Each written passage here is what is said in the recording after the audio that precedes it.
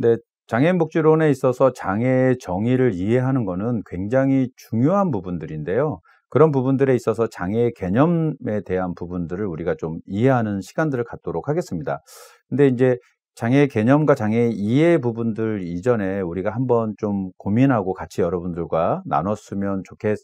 좋겠는 것들은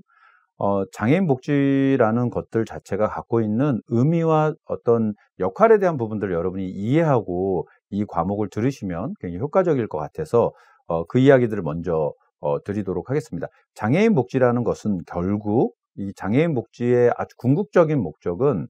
장애를 이해하면서 장애를 또 이 사회가 어떻게 받아들여야 되는지에 대한 건강한 인식적 변화를 통해서 장애를 장애로 받아들이지 않고 우리 이웃과 우리 공동체의 일원으로 받아들이면서 장애라는 개념 자체가 사라지는 것들이 사실은 장애인 복지의 궁극적 목적이지 않을까라는 생각이 들고, 그런 부분들을 이루기 위해서는 우리가 장애라는 것들이 어떤 개념적 특징을 갖고 있고 어떤 의미를 갖고 있는지에 대한 부분들을 우리가 명확히 아는 것들이 굉장히 중요하다고 생각이 듭니다. 그런 부분들에 있어서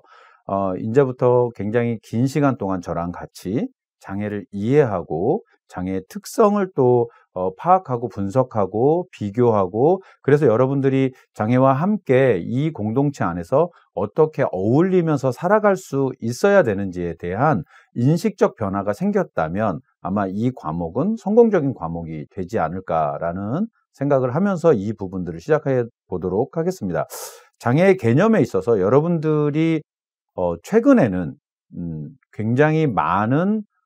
장애인 분들을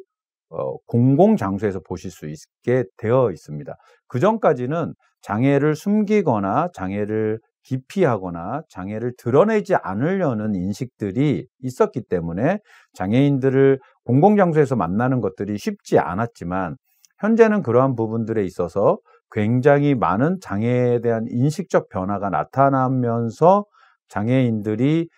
공공 영역으로 많이 진출하고, 그래서 직업을 갖고 또 문화 여가를 이용하면서 여러분들이 많은 곳에서 장애인들과 만나는 그런 부분들의 변화들을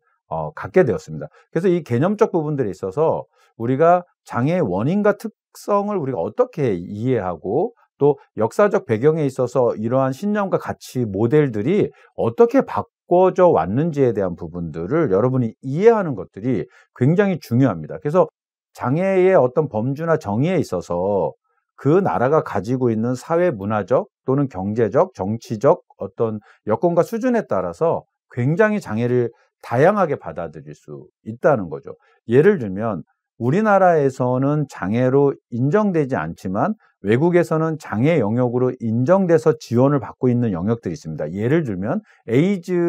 환자 같은 경우에 저희 나라에서는 의료적인 접근들만 하고 있지만 선진국 몇 나라에서는 장애 등록을 통해서 장애적 지원을 받는 부분들로 적용되는 예들이 좀 있습니다. 그래서 장애의 범주와 정의들을 정의하는 데 있어서는 그 나라가 갖고 있는 고유적인 어떤 특성들을 반영하는 내용들이 굉장히 다르기 때문에, 그 문화와 수준의 차이가 틀리기 때문에, 그러니까 그 개발도상국이라고 하고 또는 후진국이라고도 하고 뭐 이런 저개발 국가라고도 하고,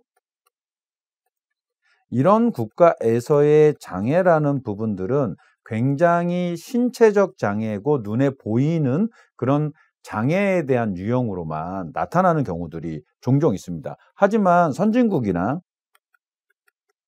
또는 뭐 이런 부분들에 있어서 앞서가고 있는 복지국가라든지 이런 영역에 있어서는 장애 구분이